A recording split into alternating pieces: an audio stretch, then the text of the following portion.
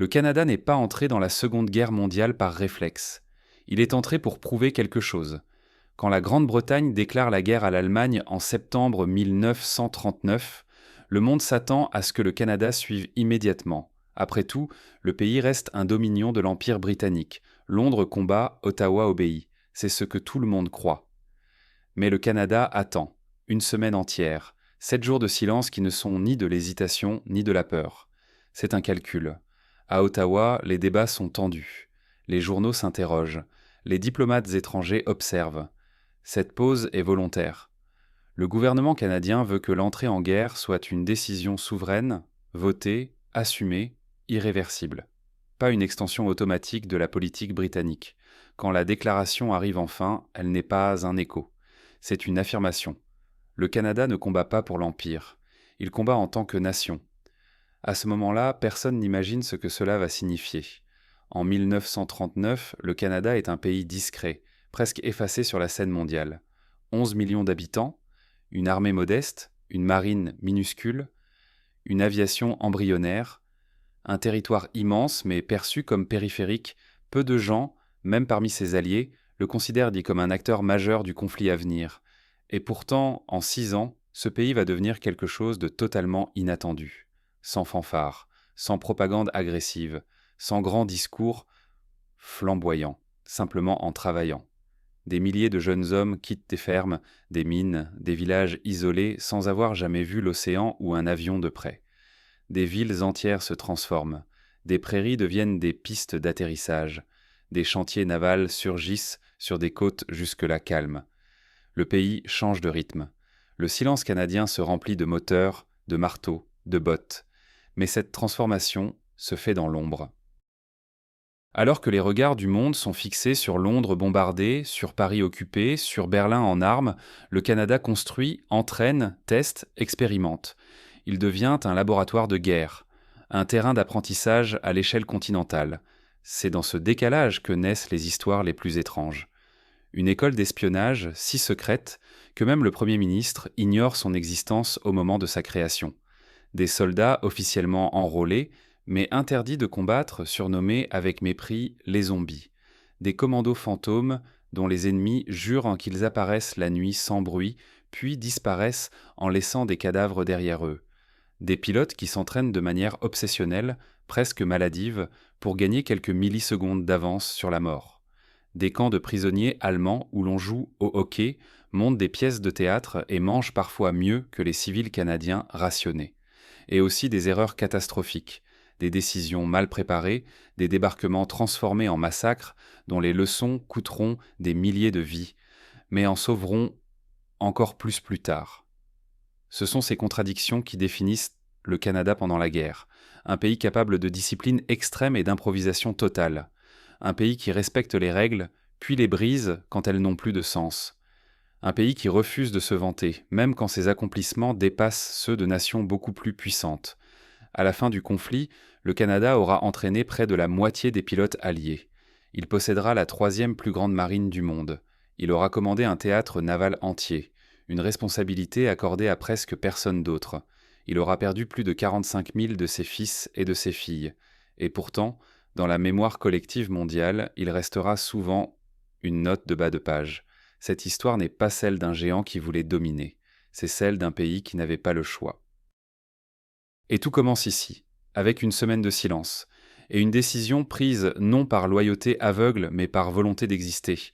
Quand la guerre éclate en Europe, la Grande-Bretagne fait face à un problème que peu de civils comprennent vraiment. Les avions peuvent être produits rapidement, les moteurs aussi. Mais les pilotes, eux, ne sortent pas d'une usine. Ils demandent du temps, de l'espace et surtout du ciel, un ciel qui, au-dessus de l'Angleterre, est déjà saturé de bombes allemandes.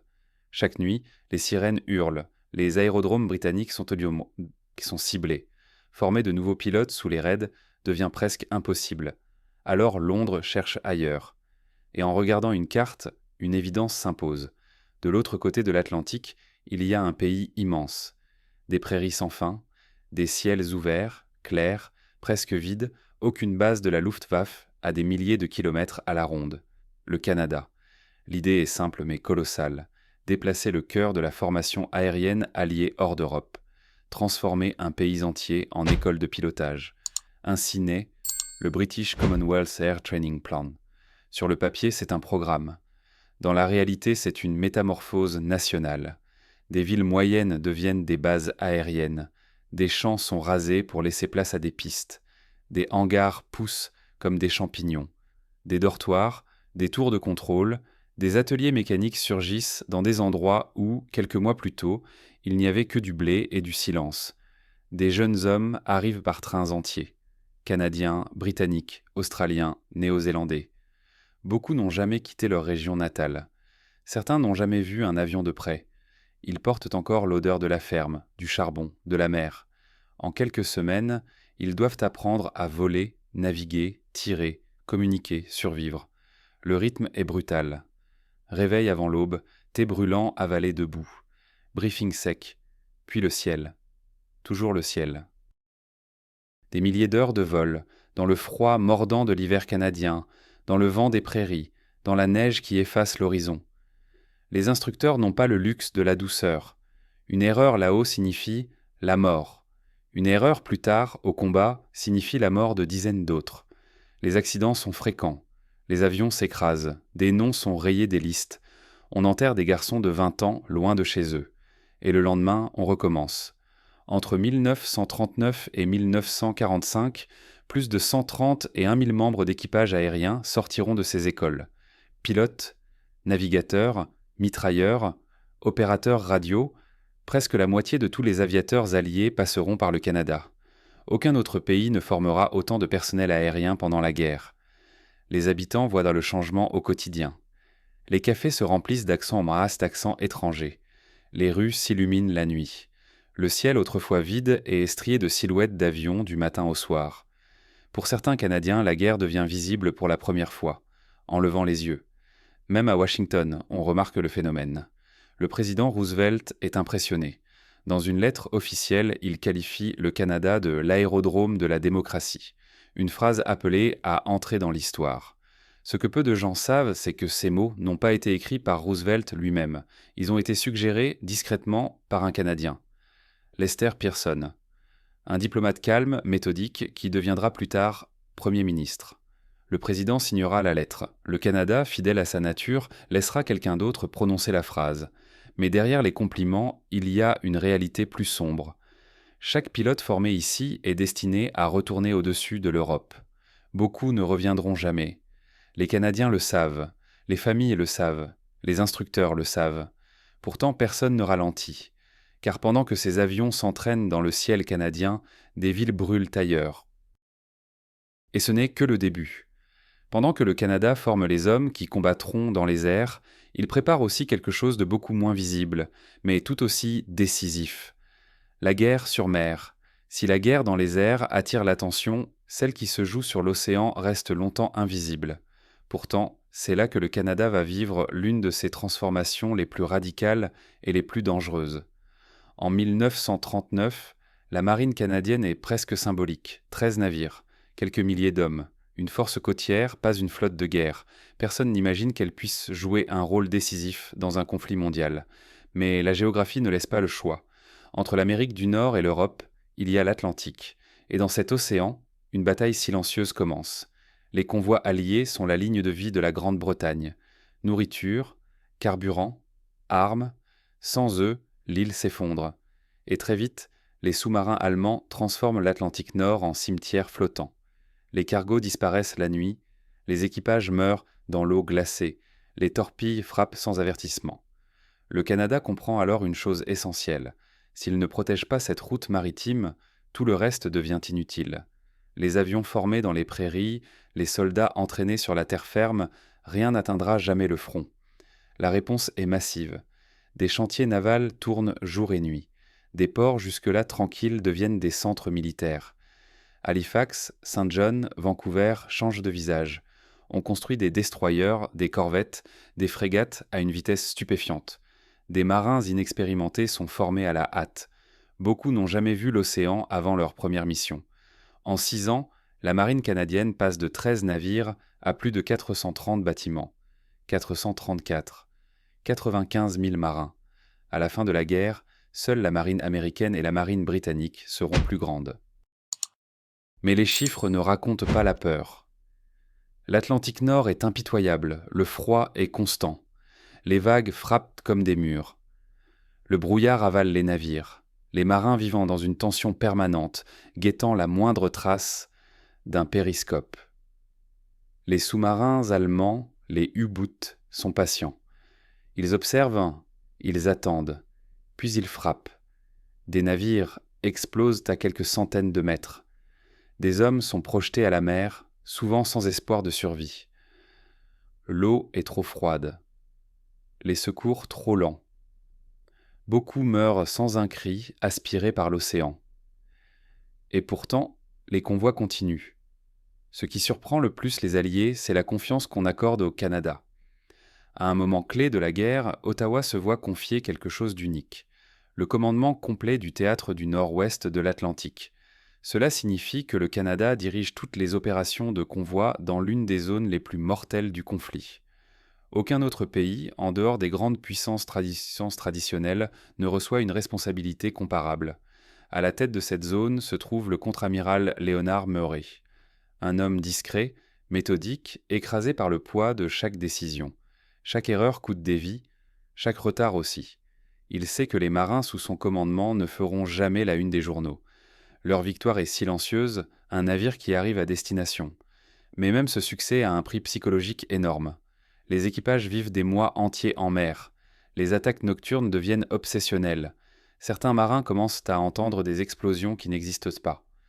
D'autres fixent l'horizon pendant des heures, incapables de détourner le regard. La guerre navale canadienne n'a rien de glorieux. Pas de grandes charges héroïques, pas de drapeaux plantés sur des plages. Juste une lutte lente, froide, contre un ennemi invisible.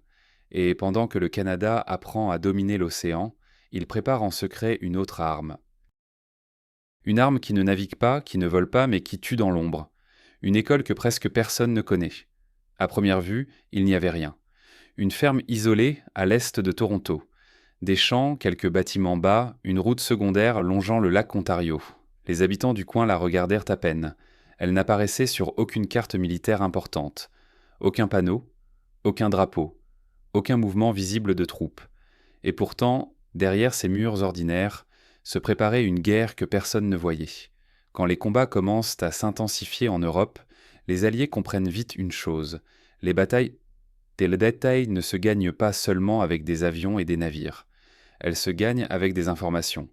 Sabotage, désinformation, infiltration, assassinats ciblés, une guerre souterraine, sans uniforme, sans règles claires. Le Canada, encore une fois, devient l'endroit idéal, assez loin du front pour rester invisible, assez proche pour être utile, et surtout suffisamment discret pour accueillir quelque chose que personne ne doit connaître. C'est ainsi qu'est créée l'école spéciale d'entraînement numéro 103. Officiellement, elle n'existe pas. Officieusement, tout le monde l'appelle Camp X. Entre 1941 et 1944, des centaines d'hommes y passent. Britanniques, Canadiens, Américains. Ils y arrivent sous de faux noms. Ils repartent avec de nouvelles identités. Certains ne repartent jamais. L'entraînement est brutal, méthodique, déshumanisant. On leur apprend à tuer silencieusement, à briser une nuque sans bruit, à poser des explosifs avec ce qu'ils trouvent dans une cuisine, à saboter des rails, des ponts, des lignes électriques, à résister aux interrogatoires, à mentir sans hésitation, à devenir invisibles. Les instructeurs n'ont rien de théorique, ce sont des vétérans, des hommes qui ont déjà vu l'échec. L'un des plus redoutés porte un surnom qui circule à voix basse, Dan le Dangereux. Sa philosophie est simple, il n'y a plus de règles. Plus de sportivité, plus d'honneur chevaleresque. Descendez dans le caniveau, dit-il aux recrues, et Rumbis Kimiluit est gagné. Même le Premier ministre canadien ignore les détails du camp au moment de sa construction. La discrétion est absolue. Les voisins entendent parfois des explosions, des coups de feu. Ils n'en parlent pas. En temps de guerre, on apprend à détourner le regard. Parmi les visiteurs du camp, un homme attire peu l'attention sur le moment. Un officier du renseignement naval britannique, calme, observateur. Il prend des notes, il écoute. Il dort non loin de là, à Toronto, dans une résidence militaire située juste en face d'une église au nom étrange, St. James Bond, Son nom est Ian Fleming. Des années plus tard, certains diront qu'il s'est inspiré de ce qu'il a vu ici. Des méthodes, des noms, des attitudes, peut-être même du lieu. Rien n'a jamais été officiellement confirmé. Fidèle à l'esprit du Canada en guerre, tout reste flou. Ce qui est certain, en revanche, c'est que des agents américains s'entraînent aussi à Camp X. Ils appartiennent à un service encore jeune, encore mal structuré, l'Office of Strategic Services. Beaucoup d'entre eux utiliseront plus tard ces enseignements pour fonder quelque chose de bien plus vaste, la CIA. Le Canada ne réclamera jamais le mérite. Mais pendant que des espions apprennent à tuer dans une ferme tranquille de l'Ontario, le pays est en train de se déchirer de l'intérieur. Une autre guerre se joue, loin des champs de bataille européens. Une guerre politique, sociale, morale. Et ces soldats portent un nom étrange. Un nom que personne n'oubliera. La guerre ne déchire pas seulement les continents. Elle déchire aussi les pays de l'intérieur.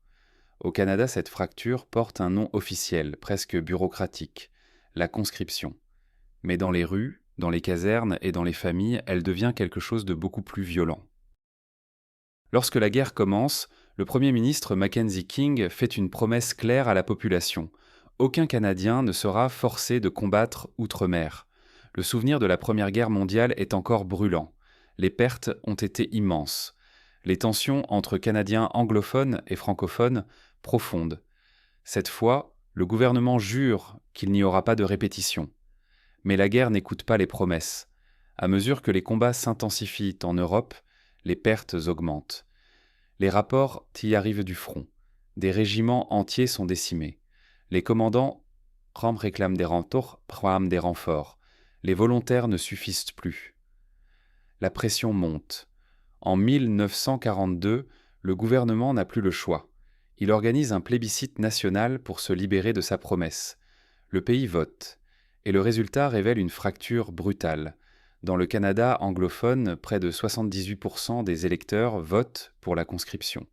Au Québec francophone, plus de 70% votent contre. Le pays est officiellement uni. En réalité, il est profondément divisé. Le compromis trouvé est étrange, presque absurde. Les hommes sont enrôlés, mais uniquement pour la défense du territoire canadien, pas pour le combat outre-mer. Ceux qui refusent de se porter volontaires pour l'Europe sont affectés à des rôles domestiques.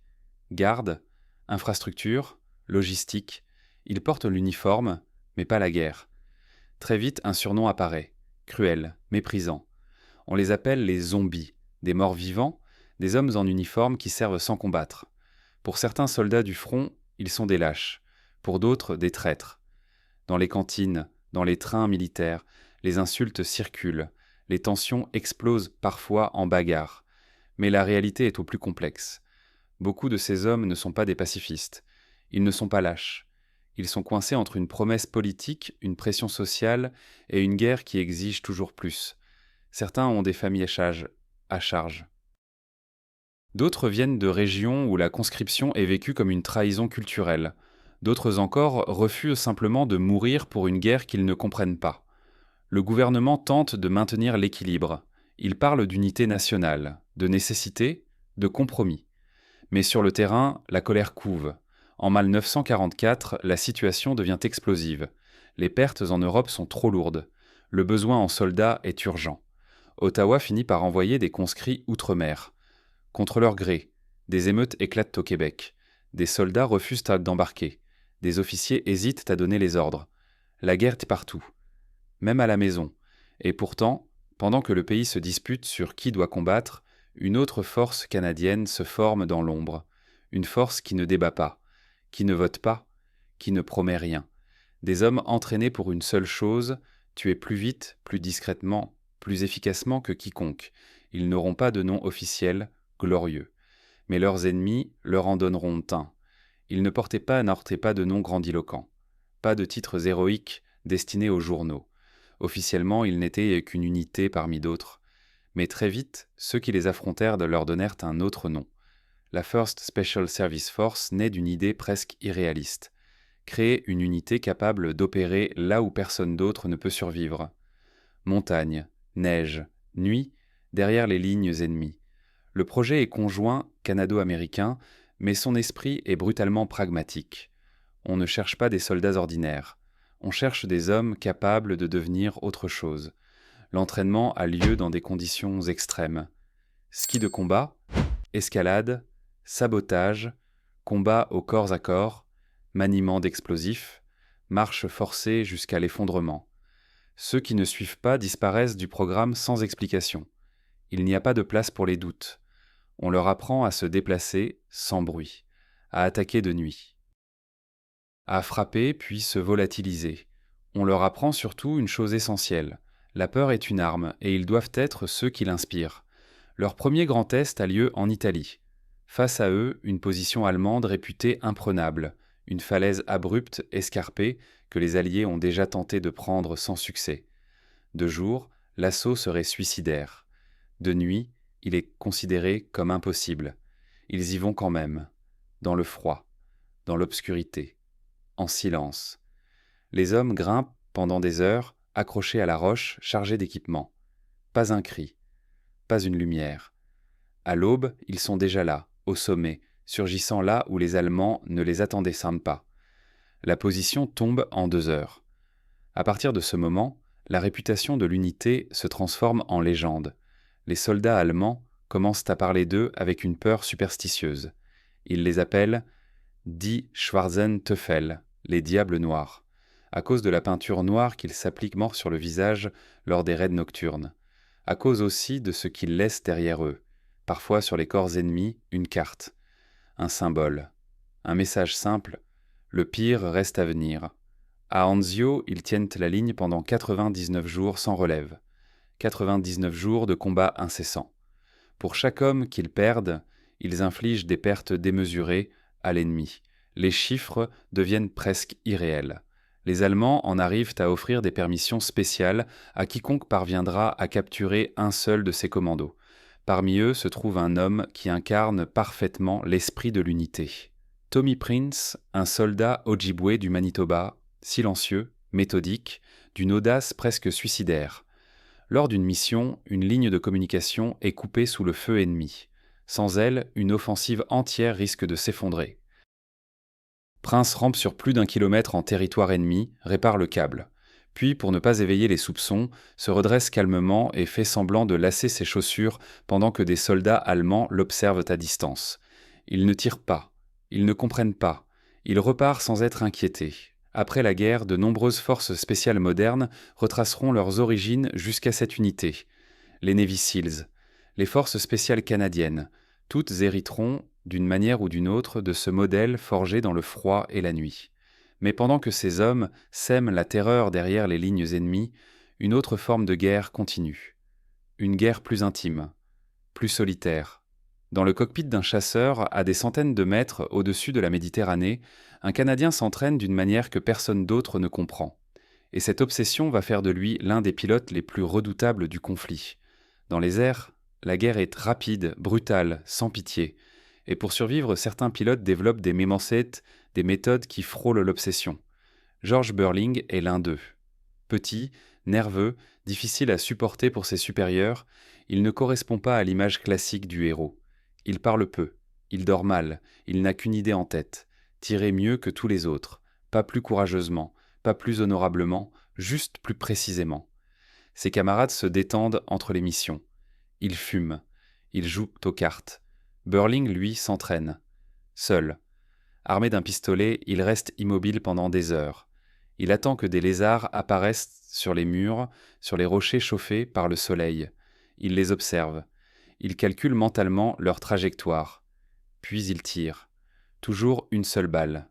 Toujours avec un temps d'avance. Il ne vise pas là où la cible est, mais là où elle sera. Les autres pilotes se moquent. Ils le trouvent bizarre, instable. Ils l'appellent Screwball. Ils riront moins plus tard. Quand Burling est envoyé au-dessus de Malte, la situation est désespérée. L'île est pilonnée sans relâche, les avions allemands et italiens dominent le ciel. Les pertes alliées sont lourdes. Chaque décollage ressemble à une condamnation. En 14 jours, Burling abat 27 appareils ennemis. 27. Il attaque sans hésitation. Il se place toujours au bon endroit. Il tire peu, mais juste. Les combats sont rapides, mortels. Les pilotes ennemis n'ont souvent pas le temps de comprendre ce qui les a touchés. Pour Burling, chaque engagement est une équation. angle, vitesse, distance, rien d'autre. Ses supérieurs ne savent pas quoi faire de lui. Il est efficace, mais incontrôlable. Il désobéit parfois, il prend des risques insensés. Il refuse de se plier aux règles quand elles entravent son efficacité. Mais les résultats sont là, trop spectaculaires pour être ignorés.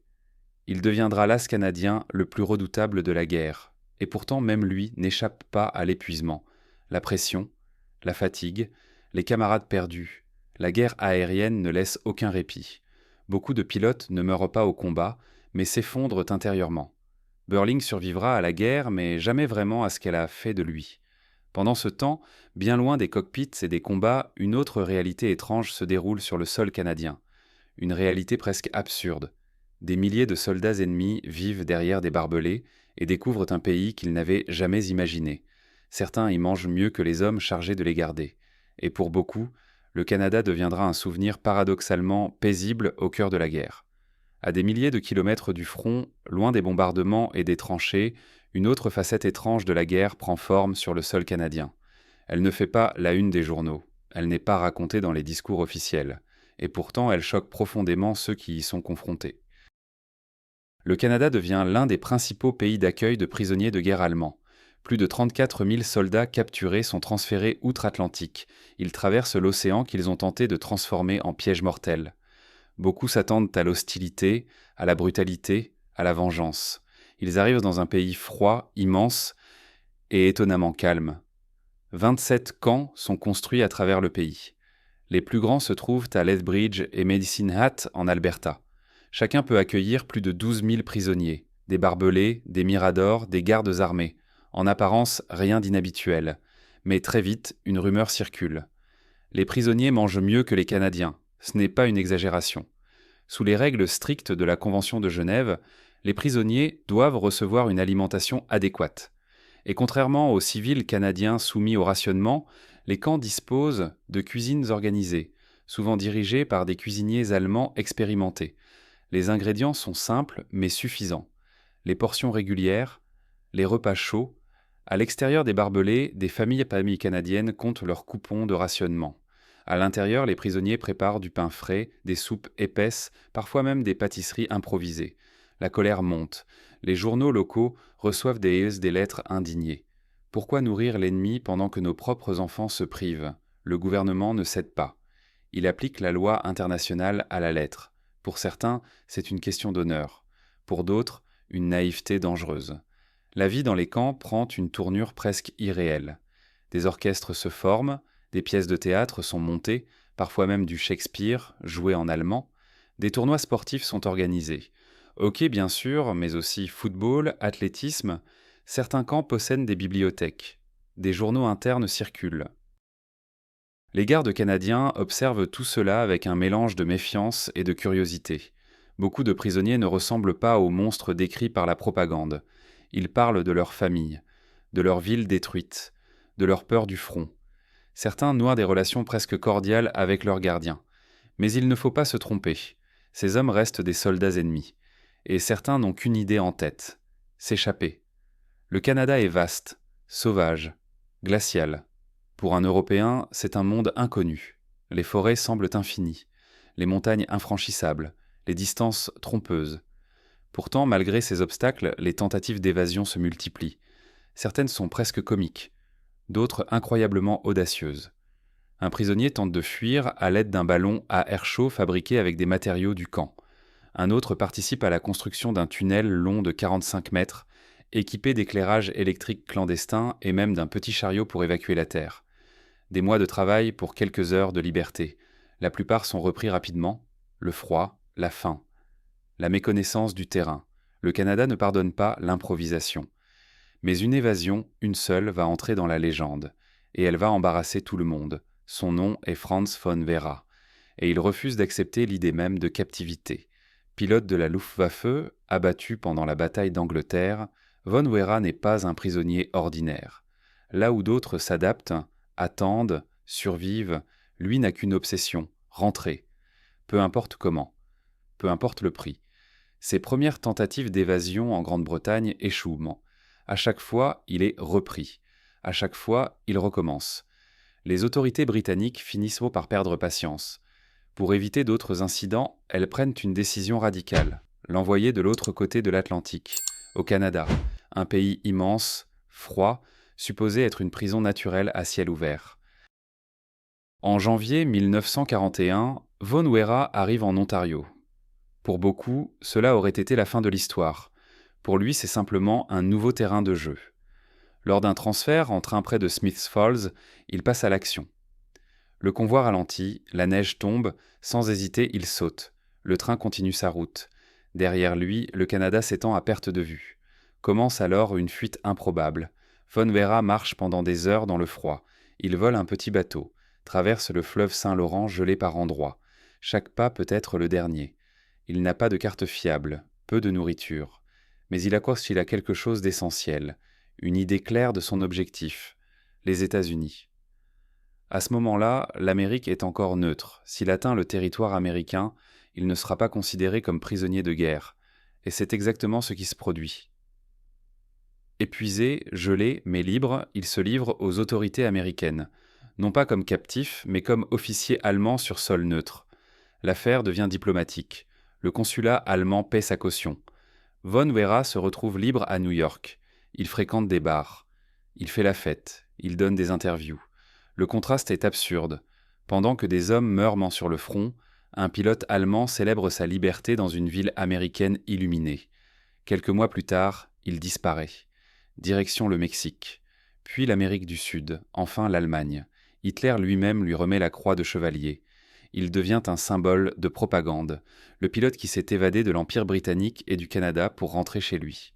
6 mois plus tard, il meurt. Son avion s'écrase en mer du Nord. L'histoire est si incroyable qu'elle semble irréelle, mais elle est vraie, et elle reste la seule évasion réussie d'un prisonnier de guerre allemand depuis le Canada jusqu'à l'Allemagne. Pour les autorités canadiennes, c'est une humiliation discrète, on n'en parle pas trop. Le pays préfère retenir autre chose, que des milliers d'autres tentatives ont échoué.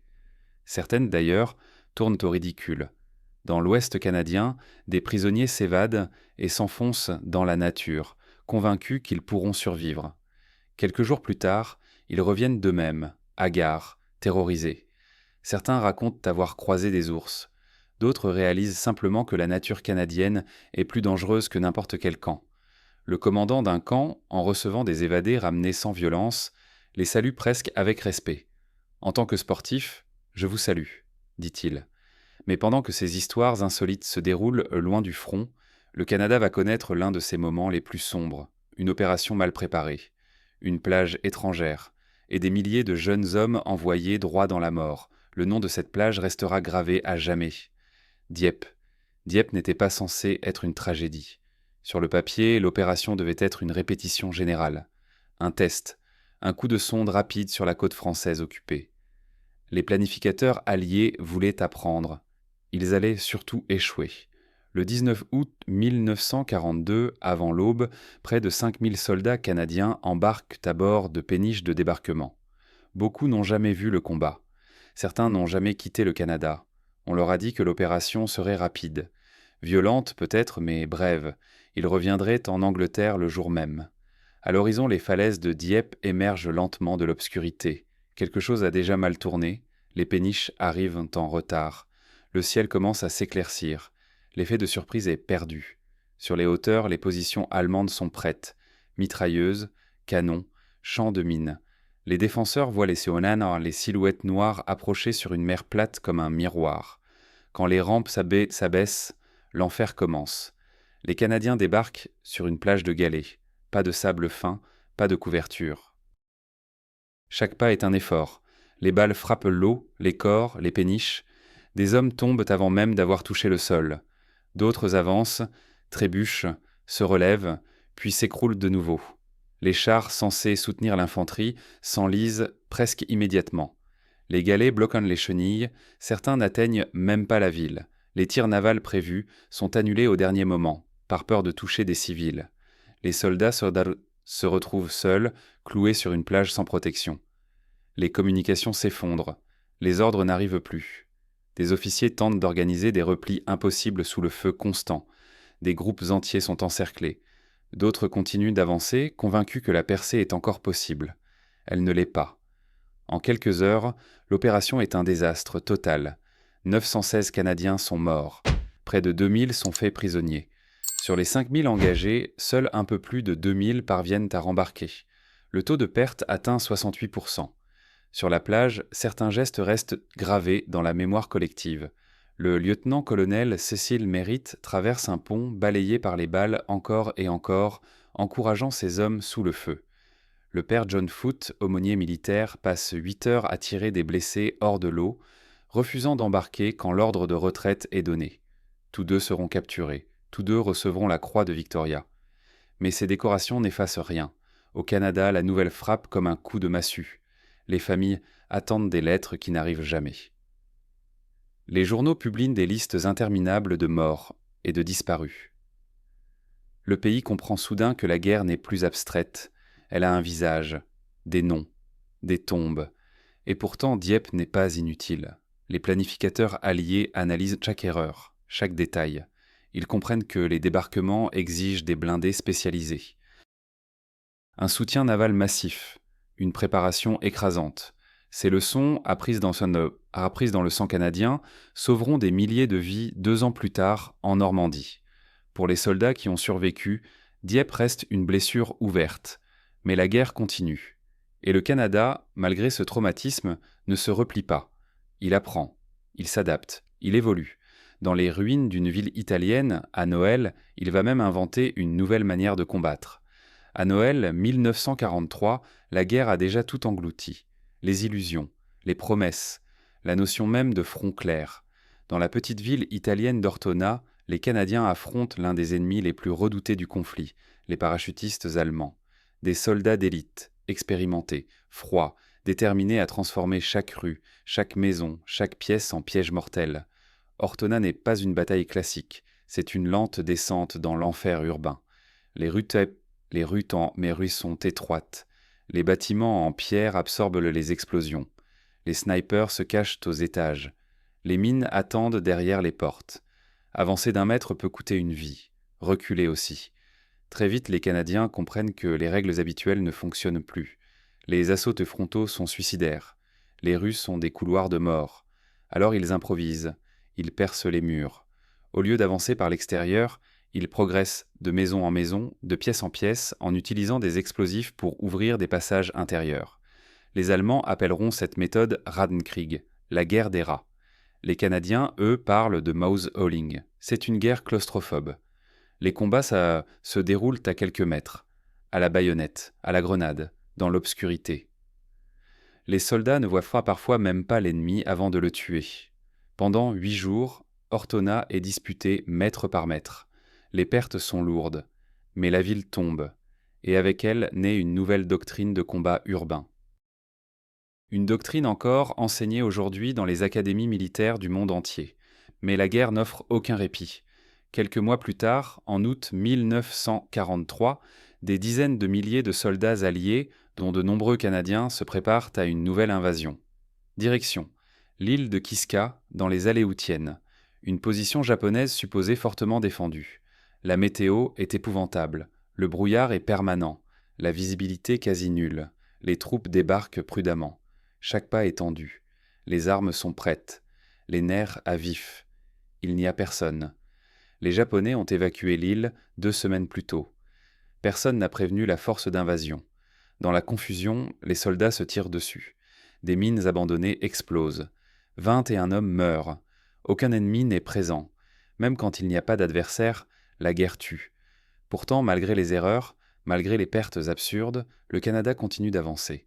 Il applique ce qu'il a appris. Il ne recule pas. Il se prépare pour le moment décisif. Le 6 juin 1944. Ce jour-là, le Canada ne sera plus en marge. Il sera au centre de l'histoire. Le 6 juin 1944, l'aube se lève sur une mer agitée et un silence trompeur.